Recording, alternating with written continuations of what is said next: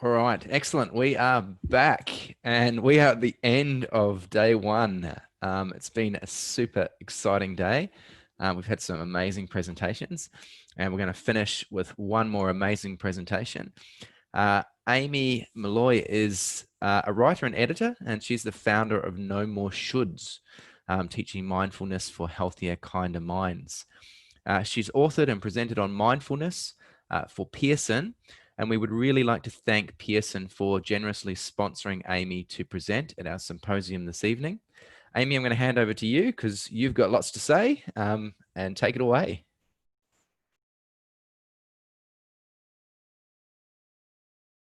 You just need to unmute yourself. Yep. Yeah, I'm all good. Take two. Hi everybody. Thank you so much for having me today. As has been kindly introduced, I'm Amy. I'm actually, you say good evening. Over here it's good morning. I'm over in the UK, so it's about 10:20 in the morning here. So rather than grab a wine from the fridge, I grabbed a cup of tea.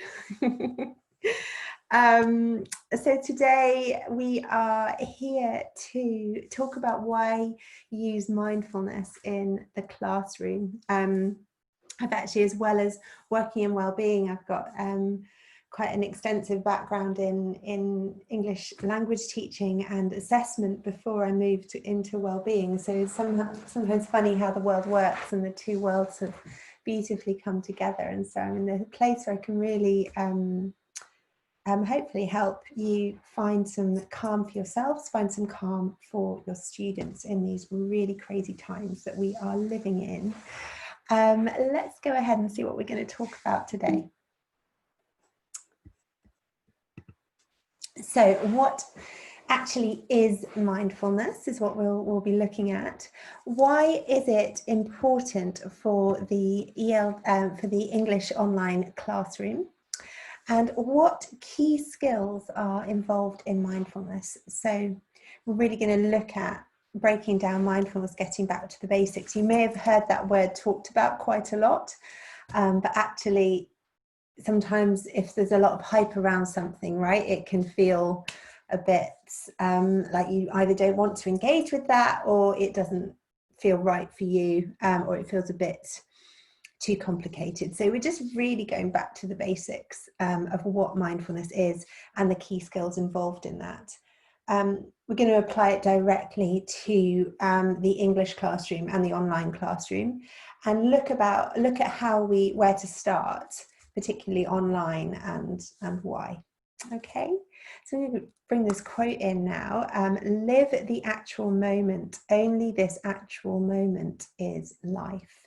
So for me, that's a really great encapsulation of what mindfulness is, because we can spend a lot of time in different parts of our experience. We can spend a lot of time in the past, we can spend a lot of time in the future, or a hypothetical reality of how things should be, whereas actually the reality, the moment that we are in, is all that's actually existing right now, in a physical sense, and that can bring a lot of clarity and awareness to our experience, and a lot of calm and peace to our nervous system.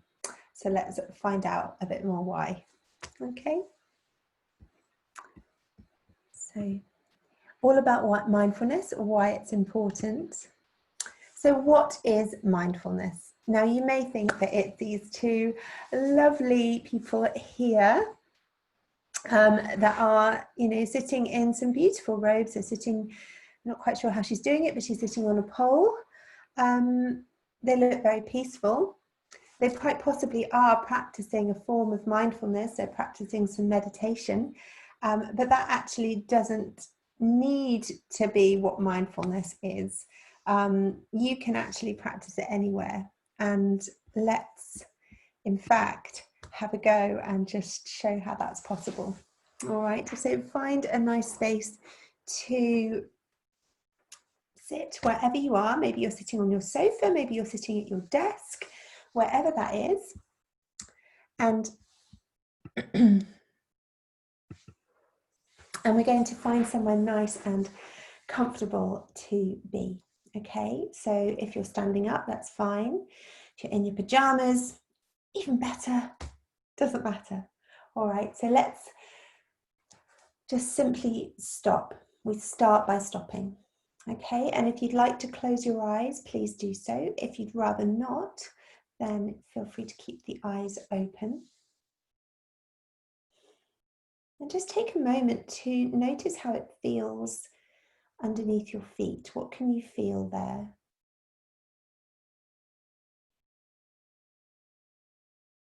And what can you feel underneath your sit bones, underneath the base of your pelvis, where you're perhaps sitting down on a chair or a sofa? Just noticing the physical sensations there. What does it feel like?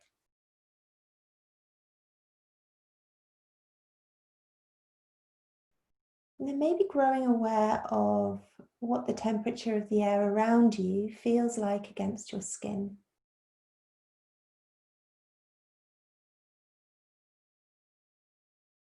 And then noticing maybe what your clothes feel like. And if your mind wanders, that's absolutely fine. To simply take your attention back to what we're looking at the time, whenever you notice. And growing aware now of what sounds you can hear around you. Maybe notice their quality, their pitch, and give them permission just to be there. You can be a bit curious, a bit playful, noticing the sounds. Are they near or far away?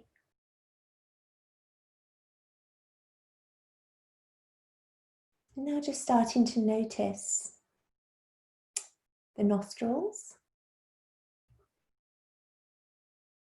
And just starting to grow aware of the breath going in and out of the nostrils.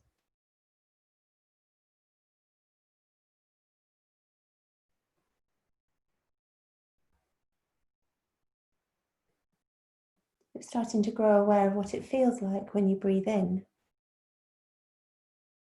and what it feels like when you breathe out. And see what it feels like to just notice this breath.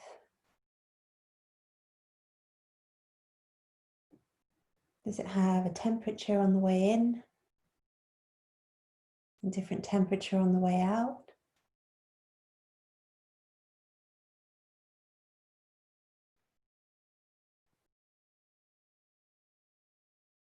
Just counting 10 breaths in and out to yourself. And seeing if you can notice something new about each breath that you take. And if the mind wanders, just gently guide it back. It doesn't mean that you're doing it wrong. It's perfectly normal and expected.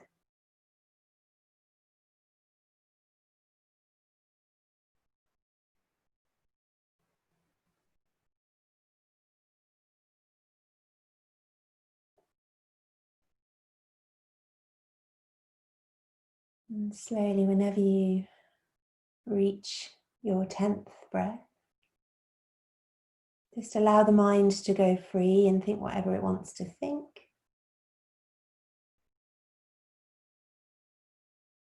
And then bringing the attention back.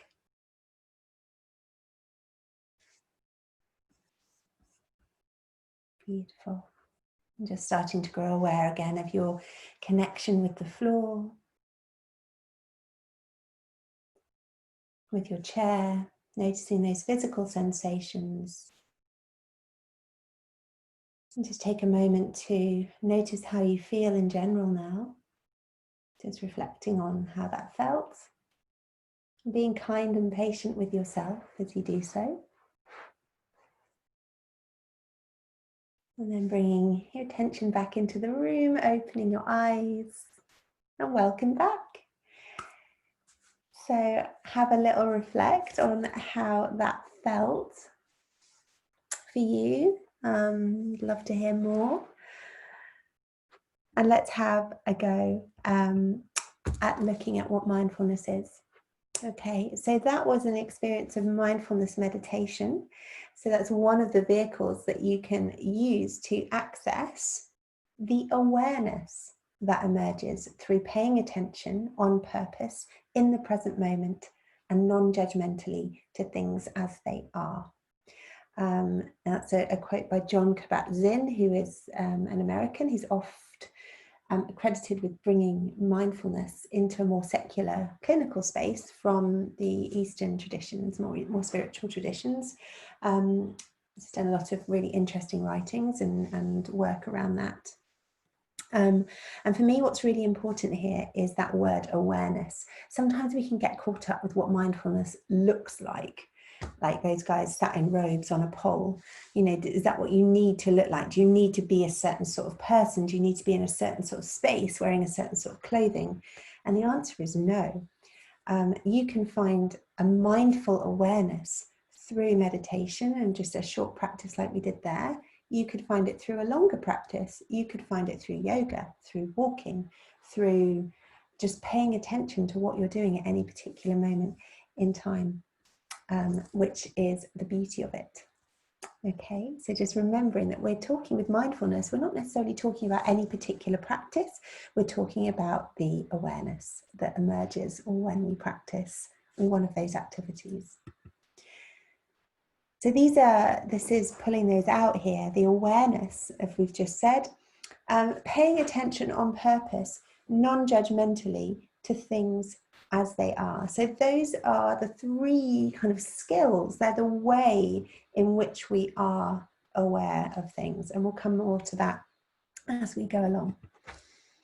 But first, let's look at why is this important? Like, why am I here talking to you now about this? Why is it important in this particularly odd phase in our lives? And why particularly for teaching English? Let's have a look. Mummy, who are the Corona pirates? My little girl asked me a while ago, and oops, sorry. Yeah, she asked me, who are the Corona pirates, which I really loved because it was quite a playful way of thinking about what's potentially quite a daunting situation. So yeah, let's just address this. That's exactly the situation that we're in this global pandemic. And the fact is that it leaves a lot of us feeling, you know, as different communities open up, different countries lift restrictions, put restrictions back in place. It's a really strange time to be living with these Corona pirates, as opposed to the coronavirus. So let's just acknowledge that right now there's so many emotions flying around. Loneliness in some cases, guilt, there's a lot of guilt, happy, a bit sad, stressed, confused, scared. All of these are totally normal and okay emotions to be feeling, and I'm sure many of us have been through loads of these as we've gone through the last few months of this really strange time. So that's the kind of context that we are sitting in right now. Mental health is at a really difficult place.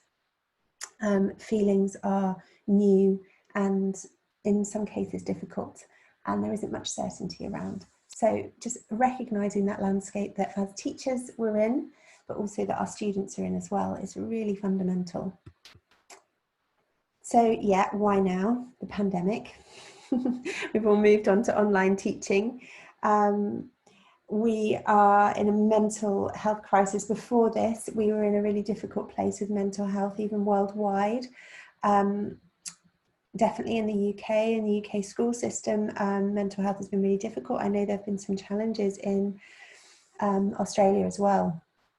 And the instant information and expectation that you're communicating all the time when you're online, maybe your work boundaries have massively dissolved or shifted. It's generally just changing the way that we're working. Yes, we've perhaps got more time because we're at home, you can nip and get a cup of tea, but actually the boundaries are blurred when you're online. Everything's instant, you're expected to be available all the time. So there's actually no time to rest the mind. We're also all on social media, probably a lot more. And that constant comparison is not great for our heads. For English, well, regardless, even before this, there's a high pressure to achieve in some English learning contexts, particularly with adult learners. English may have a real impact on social mobility, getting a job, getting a university place. It can become down to being about the numbers and the level that you're at. It can be really reduced into that quite granular, not very granular space. And assessment in that respect can be quite high stakes. So that adds quite a lot of pressure. And when we're under that pressure, actually our memory and our language function reduces. So what mindfulness does is actually calm us down a little bit. It's a lovely byproduct of coming into the present moment. And in doing so, as we'll see in a bit, we start to find it easier once we've recognized and brought our nervous system out of a state of pressure and stress, that our language and memory functions are going to improve, which will obviously in turn increase those chances in the assessment space as well. So it's a win-win. Why mindfulness? Well, here we've got our little girl, or a woman, whoever you like her to be, sitting next to a tree. And everything around her is real, right? She's got tree, birds, grass, flowers. It's all real stuff. I'm not going to get into kind of philosophy about perception and all that, but generally it's stuff that she can touch, see and hear, and it's tangible. Okay, but she's also surrounded by a lot of stuff that isn't real.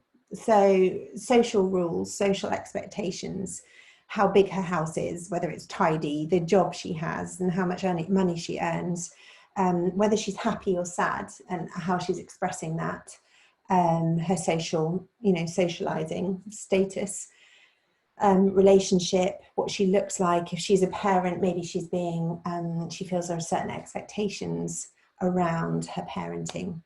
And all of that stuff feels really real. And I would say up until a few months ago, actually that felt it was really hard to distinguish what that meant. However,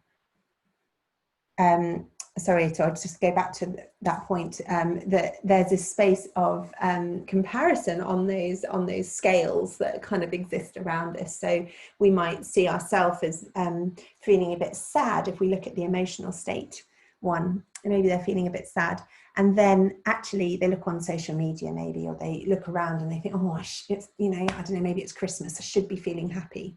So there's that discrepancy, there's that comparison with how they should be. And often that comparison is within ourselves. It might not come from other people. We can put that expectation on ourselves. And as we've just talked about, it's even more so in the online space.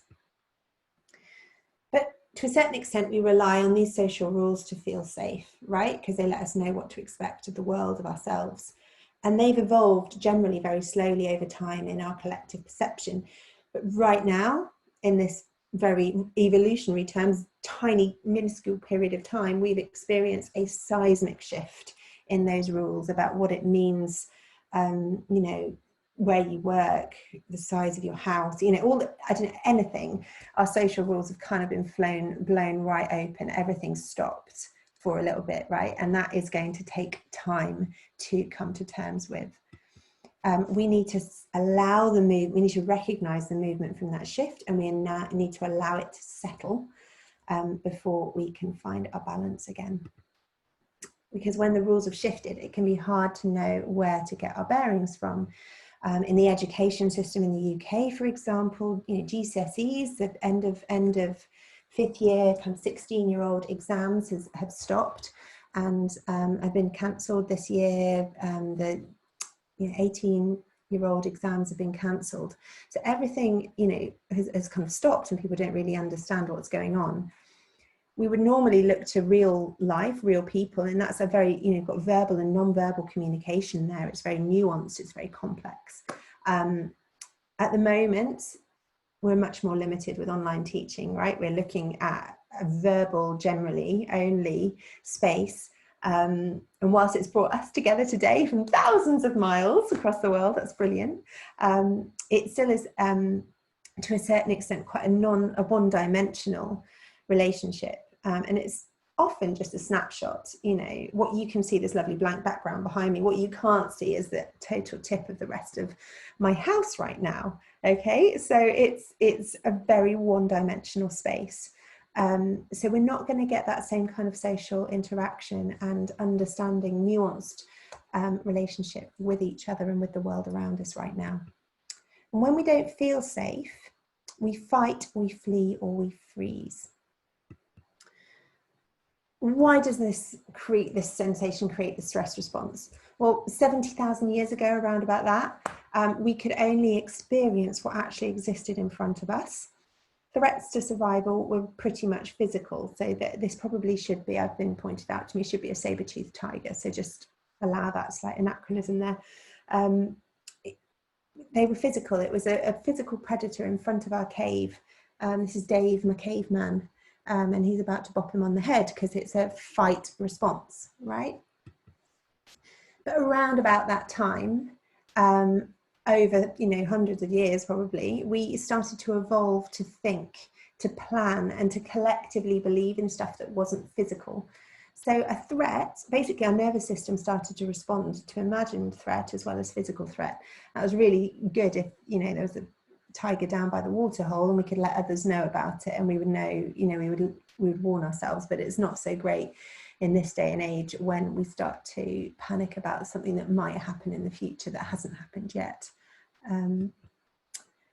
The reason that threat became a problem was, if there was no social link, if you were left out of the pack, then you would have no food. So if you didn't have the same collective beliefs as everyone else, then you might have been left out. And isolation meant no food, or you'd be eaten. So if we think about that right now, if you're not feeling safe or part of the pack, some of the threat that you might feel alone, you're not going to meet the standard of the pack. You won't get that job. You won't get that school place. So it's a pretty, our evolution has a lot to answer for. It's a bit outdated right now, I think. And the mismatch problem here is that, the ability, some of the stuff that you need when you're fighting a tiger is not what you need for learning, right? So you don't need to run fast and fight when you're learning in an online Zoom lesson.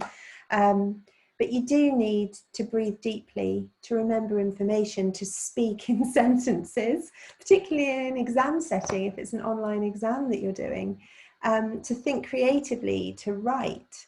You don't need any of that stuff if you're running away from a tiger. You don't need to speak in a sonnet, for example.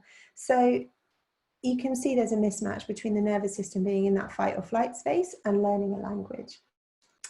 The ability to focus clearly on a goal, that can be really helpful. And you sometimes do get that clarity when you've got the adrenaline and the cortisol pumping through your system.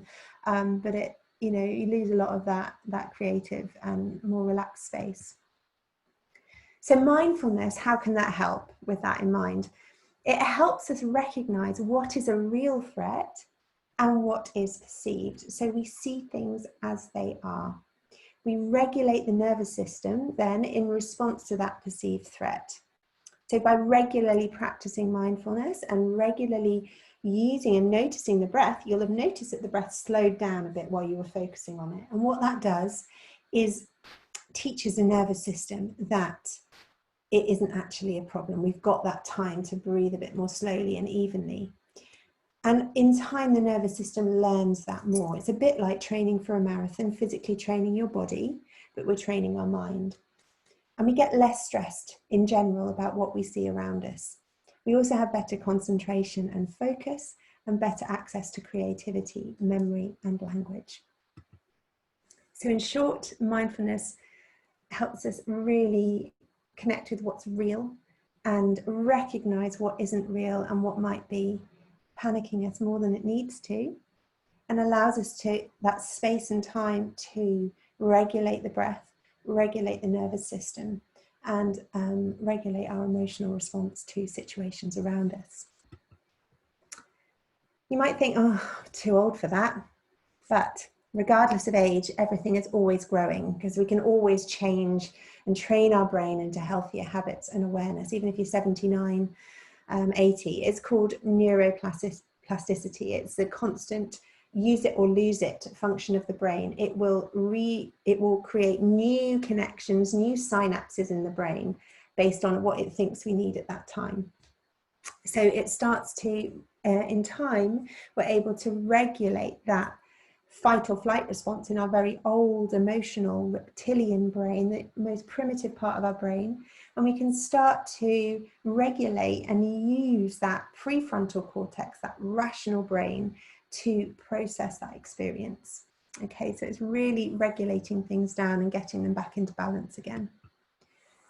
So it means that over time, if you don't meet that idea of, oh, I don't meet the standard, it's simply not viewed as a threat. We learn a calmer and less critical way of experiencing the world.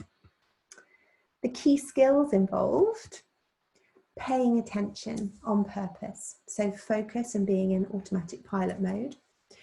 Paying attention to things as they are, so that's observing things without necessarily attaching to them. So we noticed the sounds right around us, and we were just looking at where they were and where they were in space. We weren't thinking, oh gosh, that's a lorry and it's really annoying, and oh god, I'm never going to be able to focus on this presentation, and blah blah blah blah blah. We're just noticing that there is that sound, that lorry sound, that's in our space. We can do the same with our thoughts as well. We can have exactly the same relationship with them. And non-judgmentally, so exploring and practicing acceptance for whatever feelings that you have. So you notice we talked about those feelings at the start, right? About confusion, guilt, stress, happiness, whatever you've got going on right now. And just finding an acceptance and a permission for yourself and for others to be how they need to be, that we don't need to compare on a scale and change something from how it is, just even if it's good or bad. And it allows us to find that compassion for ourselves and for others when things aren't necessarily good in the present moment. It's easy when things feel good, it's less easy when things don't feel so good. Like right now, we can tend to want to avoid, or we can tend to want to ruminate to try and fix things. Where to start? Focus and attention is the first skill, and it's the best one to try and start with, because after that, it's a bit like walking into a dark room. Your awareness starts to unfurl a little bit. Okay. Paying attention. So just making sure that rather than being on autopilot, like you've been in a car for a long time, you might start to notice that you've not noticed where you were going on your journey. So you've just been thinking about the destination. Autopilot is that mode where you're lost in thought and you're not really noticing what's going on around you. Mindfulness helps us bring ourselves out of that autopilot mode. And it's great for your students at the start of a class to bring them out of the headspace that they're in and into the session, into what's going on right now. So because we don't notice in autopilot mode how we feel in our bodies, the stories we're telling ourselves, maybe it's critical, all the good stuff around us, we might not notice the really nice stuff that's going on because we're lost in worry or thought. And when we pay attention, we start to notice the warning signs about feeling stressed, so we can make those changes. Whether a threat is real or imagined is another thing we can notice. And we can notice the good stuff around us that might lift our mood and put life into perspective. So 3 activities you can start with here. We haven't got time to go through them right now, but there are examples of all of these on the Pearson Experiences in Mindfulness website. There's a link at the end. A body scan, just scanning down the body physically to notice what's going on with your body, and just literally just paying attention to each part of the body in turn. Mindfully eating, so maybe you haven't got time to sit down or you don't really want to do a meditation, you can just sit and notice, notice the taste of your food. And again, there's an example of that on the website. Or just counting your breath and noticing the temperature of the breath like we did at the start. So there's a really simple, accessible activities that you can start, today. You've already done one today, brilliant. Times of the day that work well, so it might be the start of your class, so especially online, gets their mind into a calm space and a better and more receptive to language and memory. And dedicated sessions may cultivate like a whole school or academy or institution well-being culture, and there's a bit more time. There's also ways that you can combine the syllabus content with well-being, and there's some examples of that on the site as well, so go and check those out. So where can mindfulness take your learning? Just quickly, and we'll come to our questions. When you have this kind of attention on the present moment, you start to nurture greater awareness, greater clarity, and acceptance of your present moment reality. And that is something that comes in time with regular practice. So you can practice quickly for a little SOS response to a bit of a difficult situation that you might find yourself in. Take a step out, take a breath, take a pause. But doing that regularly starts to allow the mind to do it on its own. And that's where you start to experience the real benefits. When we start focusing on it, we notice lots of things, good and bad, and our minds learn to observe and accept both good and bad rather than panic.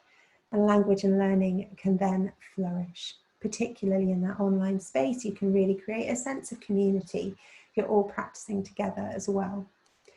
And mindfulness is like a gym for the mind. The more training, the fitter it becomes.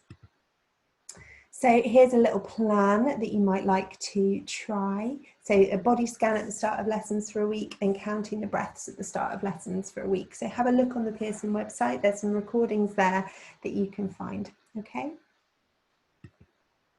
Do you have any questions? Pop them in the chat box for us. We'd love to hear your questions. And here's some links. I'll just leave those up on the screen. I have a regular mindfulness session, Facebook Live every 10 minutes. So for you guys, it'll be 4 o'clock in the afternoon in Australian time. At the moment, in British summertime, it's 7 a.m. here. It may change to 5 p.m. once we go through the time shift in October, but come and check it out. Great. And over to questions. Thanks, Amy. That was fantastic. I'm feeling more aware of myself already. And the fact that I need some food, that's all right. That was great. Looking through the chat, there wasn't a lot of questions. There was a lot of really relaxed sounding people, and a lot of people with some great ideas and some great thanks for you. And Hanno's posted that, and also the Pearson website there. On there, just looking through, there is one question in the Q&A. Have you noticed changes in students' learning and well-being due to teaching mindfulness? Yes, well, I mean, definitely. They're more productive. There's a lot of evidence around, so a lot of academic evidence around the improvement in focus and productivity and general day-to-day stress reduction through regular mindfulness practice. Just often it's just the fact of acknowledging that there are different emotions going on, acknowledging that stress might play a role in your learning and is going on in your life is enough. Give it, because that just acknowledging it gives it permission to be there. Yeah. Right. And there's one more there that I think is an important one, and it's about drawing the line. How much should teachers get involved in their students' day-to-day stress? So this is a really great question. So thank you. I think Shirley asked that. Shirley. Yeah, thank you. Boundaries are really important. So we're not recommending being a therapist or being a counsellor for your students. Just, obviously there's a certain mentoring role, isn't there? But because mindfulness practice is really about self-inquiry, it's a very personal practice. So what you can do as a teacher is allow that space. You can create that safe space for them to practice, and you can create opportunities for their own inquiry. So if I just skip back here, there was, so after if you do play a recording at the start of a class, for example, maybe encourage your students to write down or draw pictures for what they experienced in their mindfulness practice, what it felt afterwards. And it could be a great activity in English as well. So it doesn't have to be something separate. Maybe they're using their language to explore that. But in doing that, you really encourage that curiosity and that objective observation of themselves.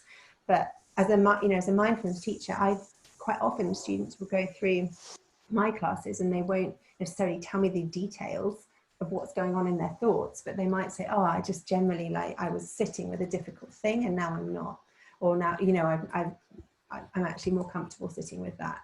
So you don't actually it's not necessarily about the thoughts and the stress itself.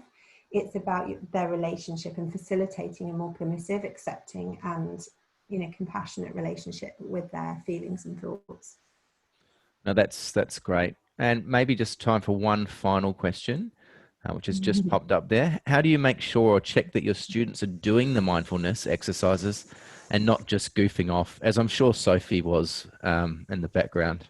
Yeah, I really love the idea of goofing off. Yeah, well, it depends if you do it live or not. You can ask them to, I suppose it's if you do it with them in their classroom, if it's online, maybe get them to keep their cameras on if that's a practice that you do, or get them to engage in the chat afterwards, and ask everyone to kind of give a couple of lines. So I would, in a live class, I would go around and ask a sentence or a couple of words from everyone. How did you find that?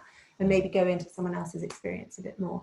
But if you're just kind of you're just bringing it to the students, maybe they can just say like a couple of words of how they feel, and it's just a little kind of soft way of checking in that they're engaging. If they're goofing off, then that's fine. You know, that's their choice. And to a certain extent, you don't want to force them into it. All right. Great. Yeah.